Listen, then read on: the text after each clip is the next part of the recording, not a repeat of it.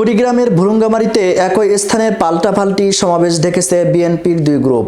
এমন পরিস্থিতিতে আইন শৃঙ্খলার মারাত্মক অবনতির আশঙ্কায় ১৪৪ ধারা জারি করেছে প্রশাসন। বৃহস্পতিবার ২৮ নভেম্বর সকাল ৮টা থেকে রাত ৮টা পর্যন্ত ১৪৪ ধারা জারি থাকবে।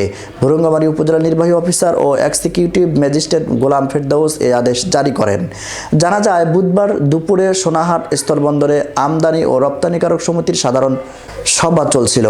সাধারণ সভার আগের কমিটি বিলুপ্ত করে বৃহস্পতিবার নতুন কমিটি গঠনের জন্য সিদ্ধান্ত ছিল, কিন্তু সাধারণ সভায় উপরোক্ত সিদ্ধান্ত উপেক্ষা করে বিএনপির একটি অংশের নেতা ইফতেখারুল ইসলাম শামাকে আহ্বায়ক করে নতুন কমিটি ঘোষণা করলে বিএনপির দুই গ্রুপের মধ্যে উত্তেজনা ছড়িয়ে পড়ে।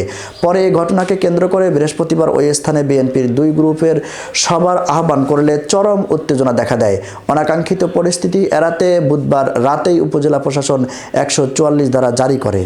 যেহেতু ভুরুঙ্গামারী উপজেলাধীন সোনাহাট স্থলবন্দর এই এলাকায় ২৮ নভেম্বর একই স্থানে এবং একই সময়ে বিএনপির দুটি গ্রুপের মধ্যে থেকে সভা সমাবেশের আহ্বান করা হয়েছে এবং উক্ত সমাবেশে ঘিরে সমগ্র ভুরুঙ্গামারী উপজেলায় চরম উত্তেজনাকর পরিস্থিতি বিরাজ করছে এবং এর ফলে আইন শৃঙ্খলার মারাত্মক অবনতি হওয়ার সম্ভাবনা দেখা দিয়েছে। তাই ভুরুঙ্গামারী উপজেলার সোনাহাট স্থলবন্দর দিয়ে পার্শ্ববর্তী দেশ হতে পাথর ও কয়লা আমদানি করা হয় এবং সরকারি রাজস্ব আয়ে অন্তত গুরুত্বপূর্ণ ভূমিকা পালন করে এবং উদ্ধৃত পরিস্থিতির কারণে সরকারি স্বার্থ ব্যাঘাত সৃষ্টি হওয়ার আশঙ্কা রয়েছে।